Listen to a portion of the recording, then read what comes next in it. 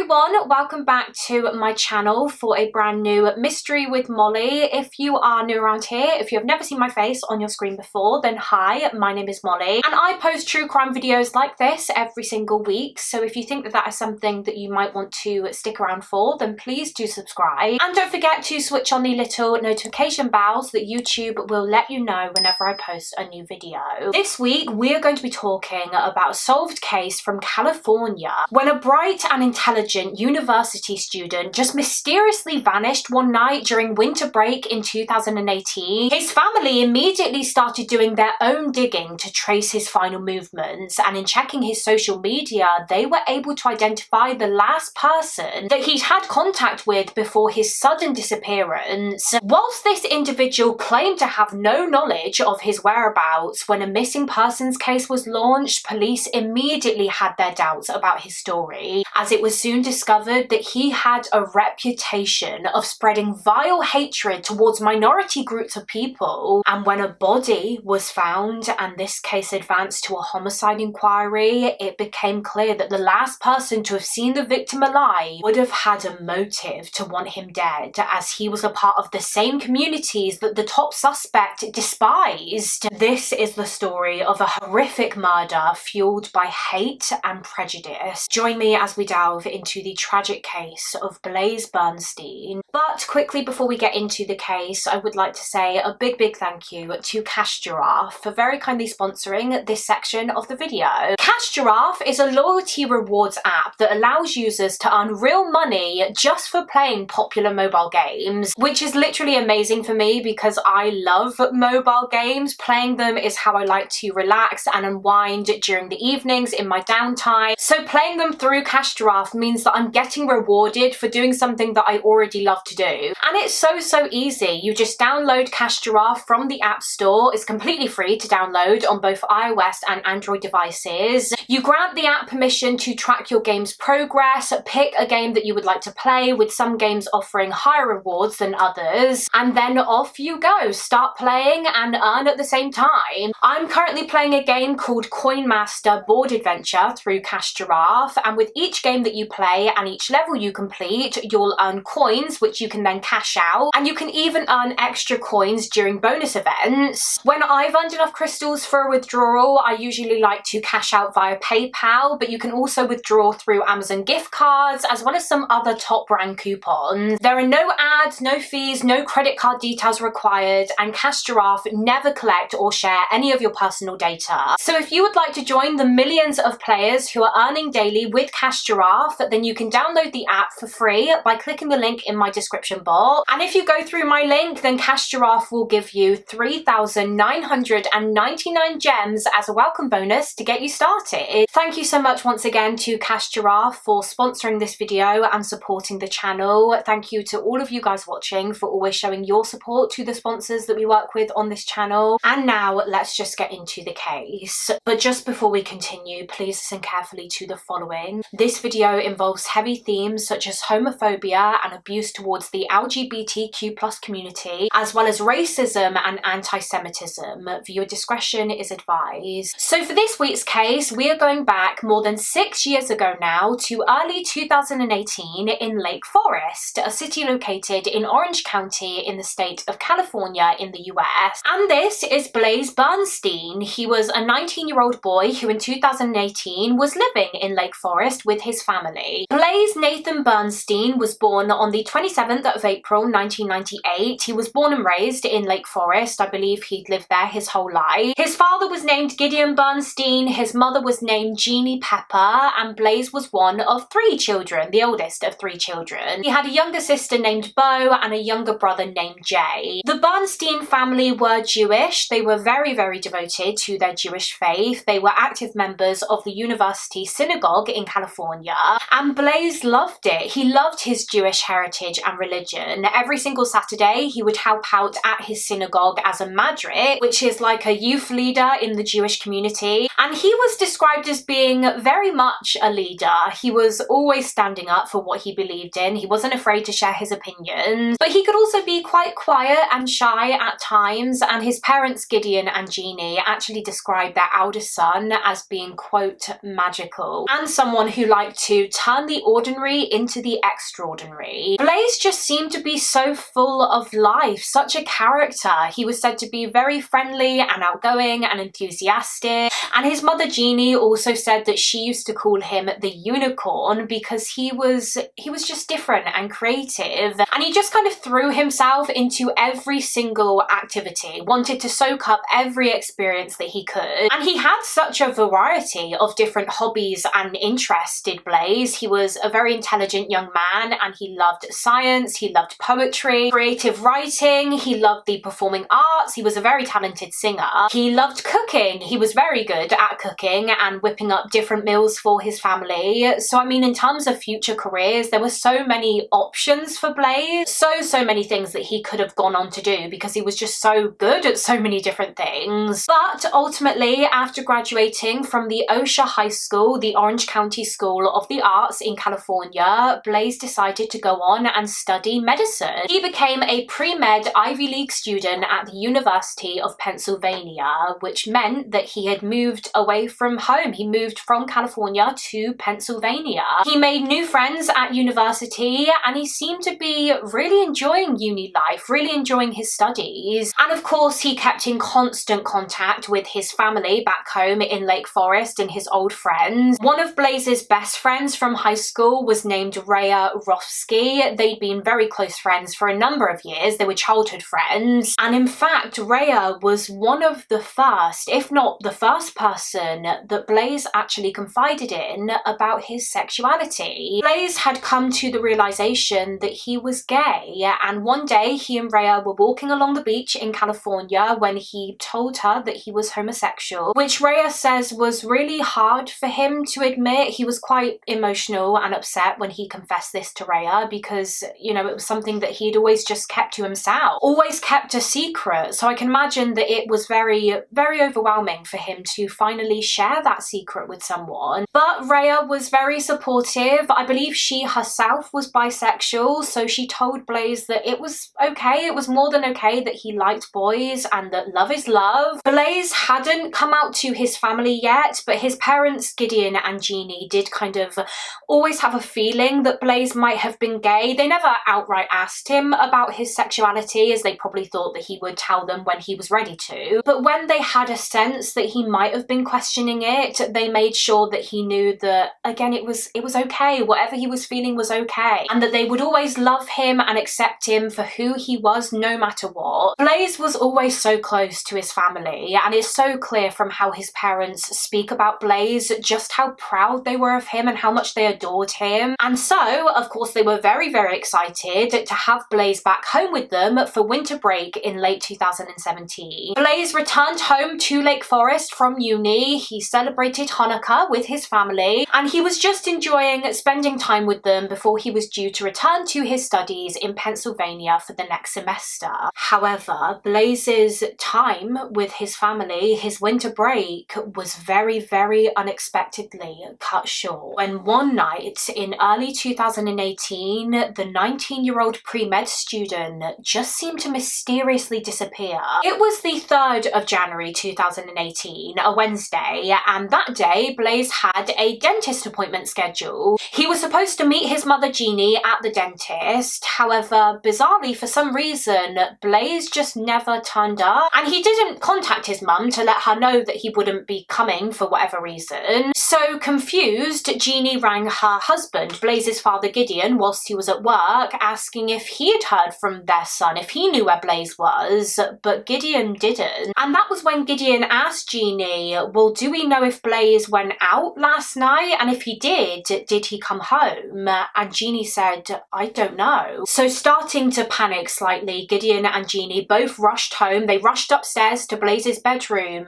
and it looked like Blaze's bed hadn't been slept in. It seemed as though Blaze had gone out. He had gone somewhere the previous night, but he just hadn't told his parents. He'd snuck out and he hadn't returned. But clearly he intended to return. What was also alarming for Gideon and Jeannie was that Blaze had left behind so many things in his bedroom that he surely would have taken if he intended to be gone for like more than a couple of hours. So for example, he'd left his wallet in his bedroom, his keys, his glasses, glasses, all things that he would have needed. It seemed like the only thing that he had taken with him wherever he went was his cell phone, but every time his parents tried to call his phone, tried to contact Blaze, they just got no response. Blaze wasn't picking up, which was so unlike him. This was so out of character for Blaze. His parents just couldn't make sense of this, couldn't make sense of his sudden silence and sudden disappearance, and so they soon called the police and reported their 19-year-old son as missing. And that wasn't all that Gideon and Jeannie did. In trying to locate their son, they also decided to log into his social media profiles to see if perhaps he had arranged to meet with someone the previous night, and it turns out that he had. When they signed into Blaze's Snapchat account, they discovered that on the evening of the 2nd of January 2018, Blaze had been messaging a guy whose name Gideon and Jeannie didn't recognise. It was an individual named Sam Woodward, and the messages showed that on the night of the 2nd, Blaze had sent this Sam Woodward his parents' address, clearly so that Sam could come and pick him up. But why? Why had Blaze arranged to meet with Sam? Who was this Sam Woodward? Well, to try and find out, Gideon and Jeannie decided to contact him. They messaged Sam Woodward asking if they could please speak to him on the phone, and Sam agreed. They had a telephone conversation. Gideon told Sam that they were worried about their son Blaze. They had no idea where he was, and they found that the last contact on his phone the night before had been with Sam. And Sam said, yeah, he and Blaze had met up the evening prior. He told Blaze's parents that he and Blaze had actually known each other from school. They both attended the Osha High School, and they used to be friends, and they started messaging that night and reconnecting, and they just kind of spontaneously decided to meet up and hang out for a few hours. So Blaze gave Sam his address. Sam said that he picked Blaze up in his car at around 11 p.m. and that together they headed to Borrego Park in Lake Forest, close to where Blaze lived. It's a very big park in California. It covers a large area and consists of woodlands and playground and picnic tables, etc, etc. And Sam said that when they arrived at Borrego Park, he parked his car and that Blaze just got out of the vehicle and started just walking away from him. Blaze told Sam that he was going to go and meet another friend, and he started walking down this path on his own, and eventually Sam lost sight of him as he walked further and further away because obviously it was dark outside. Sam said that he was shouting Blaze's name and waiting for him to return, presumably with this other friend of his, but Blaze never did. And Sam said that he was just as confused and just as worried as Blaze's parents were about him. And that was it. That was Sam Woodward's account of that evening.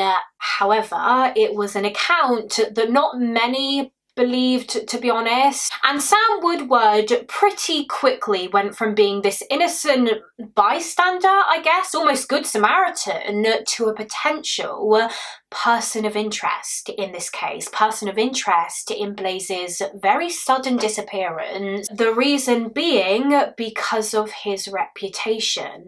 It turns out that Sam Woodward was a very, very strange and very scary individual, to be completely honest. You see, when Blaze's best friend Rhea learned that Blaze was missing and that his last contact was with Sam Woodward, she immediately had a really, really bad feeling because in Rhea's words, Sam Woodward was, quote, crazy. So just for a bit more information about him, Sam Woodward was a year older than Blaze. He was 20 when this case occurred, and he was originally from Newport Beach in California. His parents were called Blake and Michelle Woodward, and he had one brother, an older brother named Clay, and they were very, very devout Catholics, were the Woodwards. Sam grew up in a very strict Catholic household. As I said, Woodward had also been a previous student of the Osha High School, just like Blaze. However, most of his peers just thought that he was very, very odd, to be honest. He never really fit in with anyone in school. He was a loner, never really had any friends because he just creeped people out. Rhea recalled how Sam Woodward would just sit there in class and draw a load of guns all over his notebook all of the time, and also he was extremely extremely prejudiced towards minority groups. He was said to have been very racist, very homophobic, he was sexist, and he was very, very open about this. He was openly prejudiced towards minorities. In fact, according to one report, he was even pulled out of high school because of abusive language that he would hurl towards gay men. He seemed to just have so much hate towards the LGBTQ plus community in particular.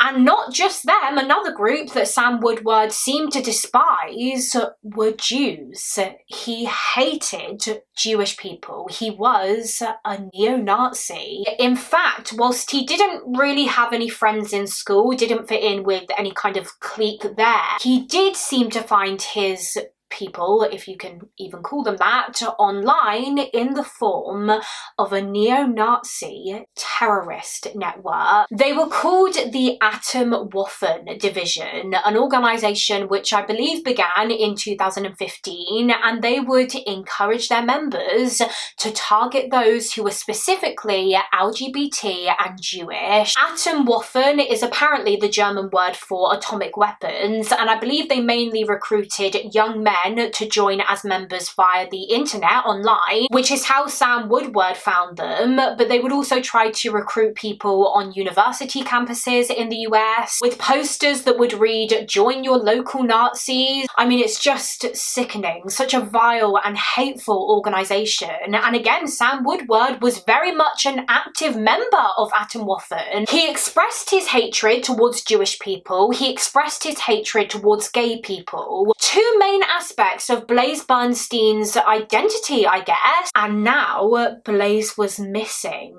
and the last person who appeared to have seen him alive was Sam Woodward.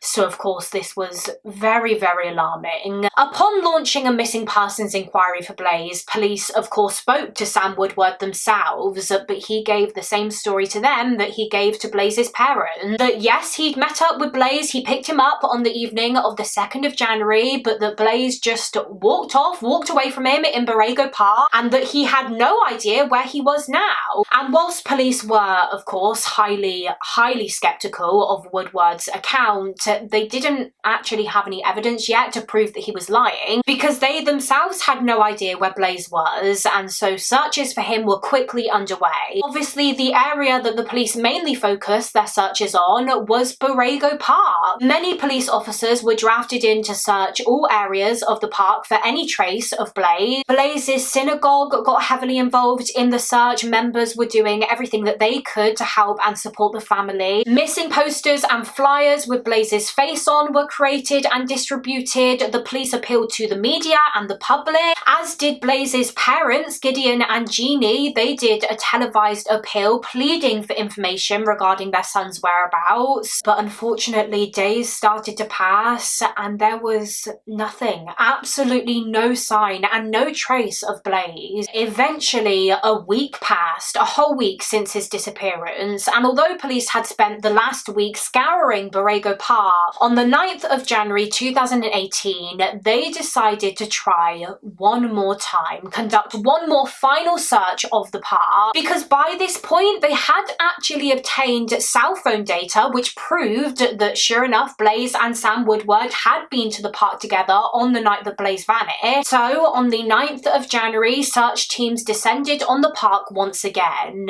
and this time during the final search, they found something.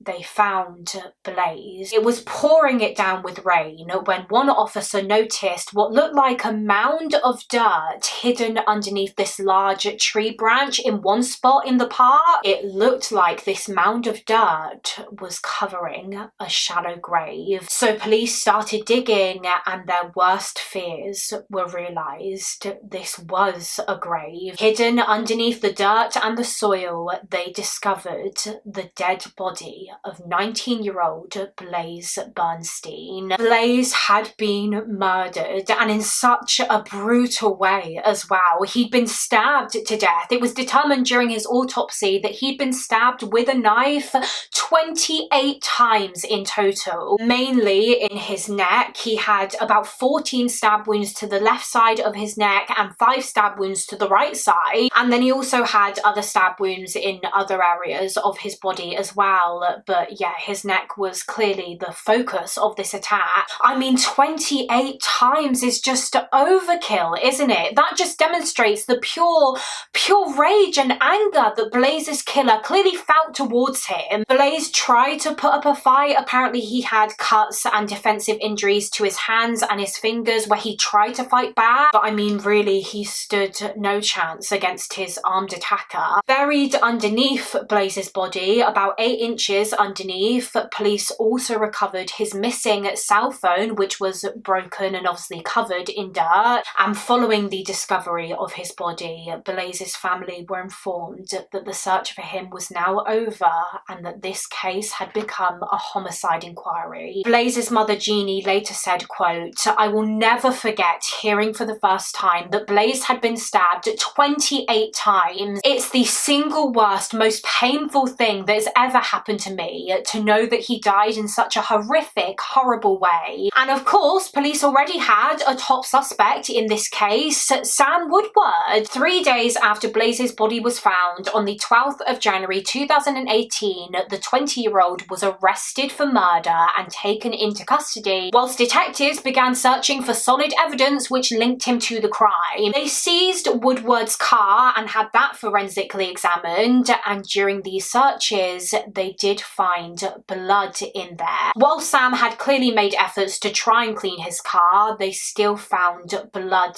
in there. They found blood on the headliner, so the inside roof of the car, which was determined to have belonged to both Blaze and Sam. Both their blood was found in the car, suggesting that Sam had probably been injured himself during the violent struggle. He'd probably cut himself with the knife. Speaking of the knife, when Sam's home was searched, police also recovered what they believed was the murder weapon. They found a knife which looked to have blood on it, and sure enough, when this blood was tested, it was also found to have been a match to Blaze Bernstein. And so, following the discovery of this damning evidence on the 17th of January, 5 days after his arrest, Woodward was charged with murder with the use of a knife. However, this was later changed or enhanced even. Prosecutors also eventually added a hate crime charge to Sam Woodward, as it became clear that this was in fact a homicide driven by prejudice. How could it not be? As police uncovered that Sam Woodward was homophobic and racist towards particularly Jewish people, uncovered that he was an active member of the Atomwaffen division, they realised that that had to be the motive here.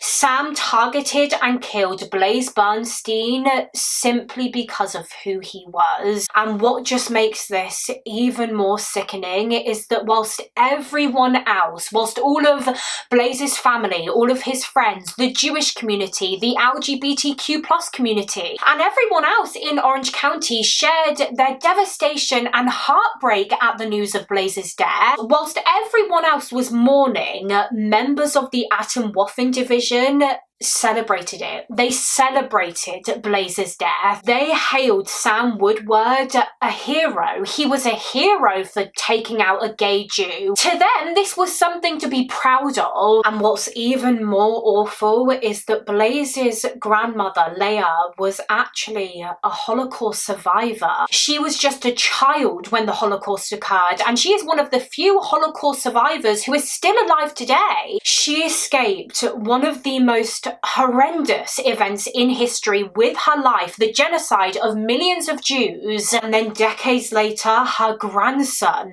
becomes a victim of the same kind of hate. He is murdered simply for his religion and ethnicity and sexuality. Sam Woodward decided to plead not guilty to his charges. Despite the evidence against him, he was denying murder. It was considered whether or not he was actually mentally fit to stand trial. I think his defense attorney tried to claim that he may not have been, but it was ultimately decided that he was competent to stand trial and he was mentally capable of, making his own decisions and being held accountable for his actions. But as investigators awaited court proceedings to begin, as they continued with building their case against Sam Woodward, they found even more evidence which suggested that Woodward may have actually actually been questioning and struggling with his own sexual identity. You see, upon searching through his electronic devices and his social media,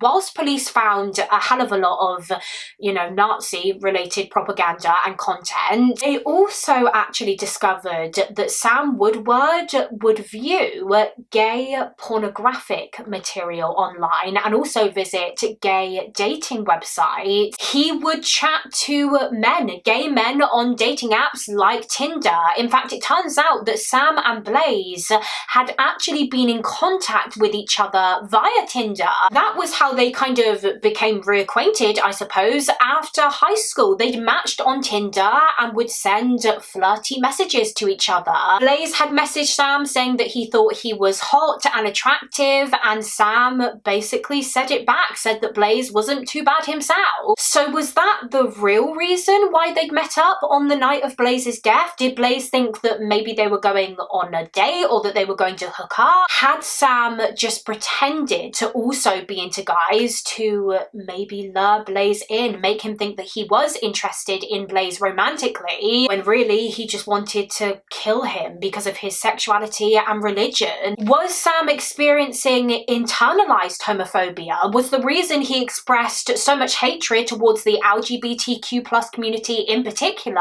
actually because he was secretly struggling to come to terms with his own sexuality? Was this crime kind of a combination motivated by two factors here?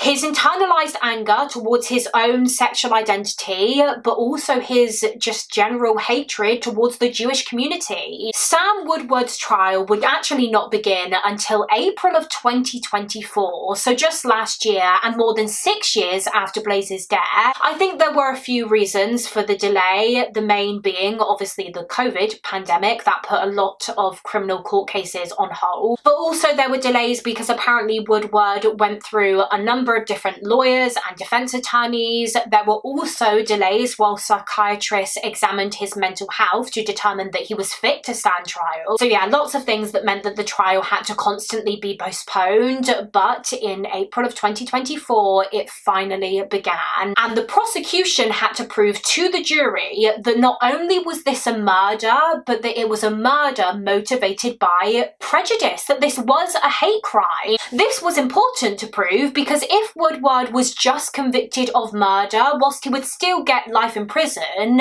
there could be a chance of parole one day. Whereas if he was convicted with the hate crime enhancement, that would carry a life sentence without the possibility of parole, which is obviously what the prosecution and Blaze's family wanted here. That would be justice for Blaze. By the time his trial rolled around, Sam Woodward looked extremely different. He kind of looked like a different person completely, to be honest. He'd grown his hair out very long, he'd grown out his beard and mustache. In fact, people commented on how much he resembled Charles Manson. Whether that was Woodward's intent, who knows? But it was very, very clear that he kind of did not want to be seen during his trial. His hair was very, very matted and he would use it to try and hide and cover his face. He would look down during the trial. He wouldn't really look at people in the eye. When he would talk, he would have to constantly be asked to speak up, talk louder, and also to move the hair out of his face so that the jury could actually see him. And during the trial, while Sam's defense team didn't deny that he was responsible for the death of Blaze Bernstein, they admitted that Sam had killed him. I mean, with the evidence, they simply couldn't refute that, but they claimed that this wasn't murder, this wasn't a premeditated murder, and that this wasn't a hate crime. This was in fact a case of voluntary manslaughter, because Sam Woodward just lost control in the spur of the moment, but he did not go to the park with Blaze intent on taking his life that night. Woodward's new story was that on the evening of the 2nd of January 2018, he had smoked a joint, he'd picked Blaze up from his house, and that together they went to Borrego Park. However, the defense team claimed that whilst they were at the park, whilst they were sitting in the car, at one point Sam had fallen asleep, and that when he'd woken up, he panicked as he looked down and his trousers were undone. His trousers were undone, his private parts were exposed, and he believed that Blaze had filmed a video or taken a picture of his genitals. He accused Blaze of sexually assaulting him and also of threatening him. He said that Blaze threatened to out Sam, to tell people that they had matched on Tinder and had been sending each other flirtatious messages. He threatened to leak the picture of Sam's private parts, and so Sam said that he just panicked. He didn't want people to find out that he was questioning his own sexuality, particularly his father, because again, he was raised in a very, very strict Catholic household. His parents believed that homosexuality was a sin, and apparently his father would often use homophobic slurs. And Sam said during the trial that just the thought of his father finding out and seeing a compromising picture of him was terrifying because of how homophobic he was. He was scared, he was angry, and so without really thinking, he impulsively pulled out a knife and just began stabbing Blaze over and over again. And the defense argued that Sam having a knife with him that night did not prove premeditation, because they claimed that he pretty much carried a knife with him wherever he went, and he had done since he was a Boy Scout apparently. So that was the defense's story. Their tactic was to essentially blame Blaze for his own horrific murder. Yes, Sam had killed him, but he wouldn't have done so if Blaze hadn't assaulted him and threatened him. But just to clarify, there is absolutely no evidence to really back up the defense's claims at all. Police found no pictures or videos whatsoever that Blaze is supposed to have taken of Sam's private area. And also, I mean, it's clear from how people talk about Blaze that it just wouldn't have been in his nature to do something like that. Everyone that knew Blaze just described him as being such a kind, friendly, lovely young man who just cared so much about people. And as we know, he himself had struggled coming to terms with his own sexuality. It was hard for him to come out to his best friend Rhea.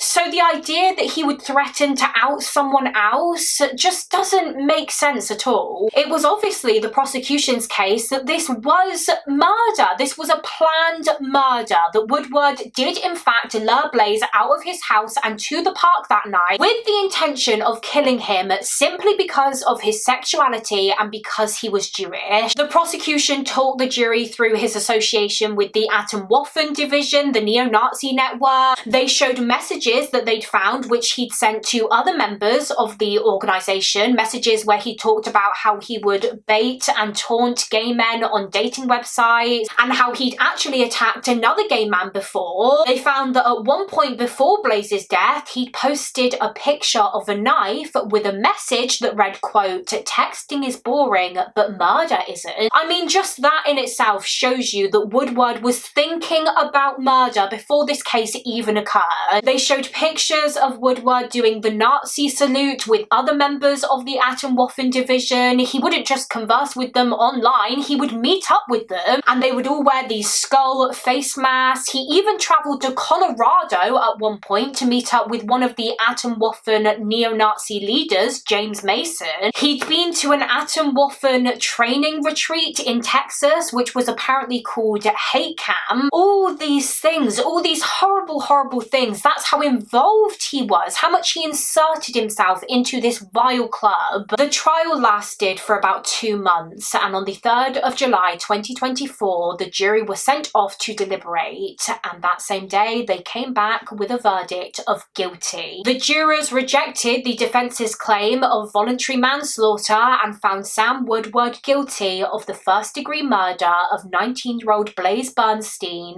and also guilty of a hate crime. They agreed with the prosecution that this was first-degree murder with the enhancement of a hate crime. This was a homicide driven by prejudice towards the Jewish and LGBTQ+ community. And 4 months later, in November of 2024, Woodward was sentenced to life in prison without the possibility of parole, so he will die behind bars. Following Woodward's conviction, Blaze's mother Jeannie delivered a very, very powerful victim impact statement, and I have some quotes from it here. She said, "Let's be clear, this was a hate crime. Sam Woodward ended my son's life because my son was Jewish and gay. He wanted to be the big man in Atomwaffen and make make his mentors and colleagues proud. Afterwards, he tried to conceal the crime and did his best to postpone justice for over 6 years. She also said, "Blaze, we did the best we could for you. We figured out who did this, we brought him to justice. We saw justice carried out, we kept this world safer. We also continue to make this world a better place in your honour, and for that we are grateful. We love you, our sweet boy, and will miss you always. I will leave this courtroom today knowing that justice has been served and that the good in this world has won the day. This will be the only thing that makes the pain of your death bearable. We will never forget you, and kindness will continue in your name for as long as we live." Since Blaze's murder, police say that the Atomwaffen division has largely dissolved, although according to online sources they have tried to start running the organisation again under a new name, the National Socialist Order, in order to try and remain active but undetected by the authorities. But in the aftermath of their son's murder, Blaze's parents, Gideon and Jeannie, were determined to not let hate win. Again, Blaze was such an incredible, kind, positive person, and so they wanted to create a legacy for him that was just as amazing and just as positive as he was. And so they started a movement called Blaze It Forward in his name, a movement which inspires people to do random acts of kindness. Blaze It Forward have a Facebook page with thousands of members, and it's full of people posting about random acts of kindness that they had done that day. They also have a website where you can go and donate to the movement, and in Borrego Park, where Blaze was killed, there is a memorial for him with hundreds of hand-painted stones that have been sent from people all over the world. People who have heard about Blaze's story, his horrific death, and want to pay their respects to him by, contributing to this memorial. And Blaze's parents say that the memorial continues to grow to this day. People, strangers, continue to send these lovely hand-painted stones to them for the park, many which celebrate both the Jewish faith and LGBTQ+ community, which is just so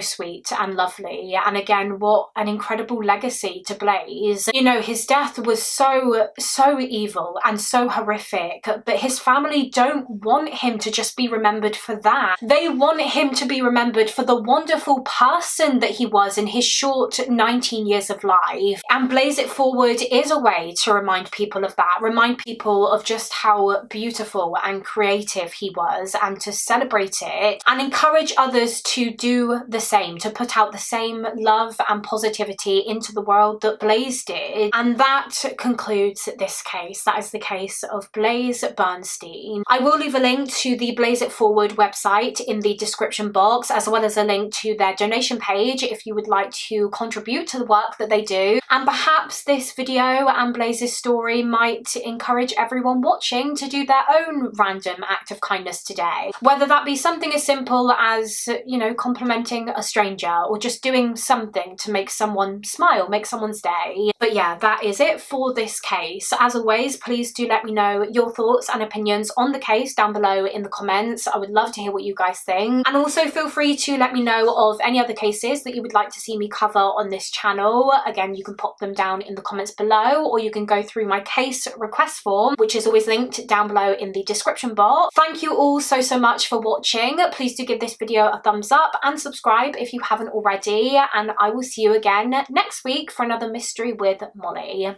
Bye!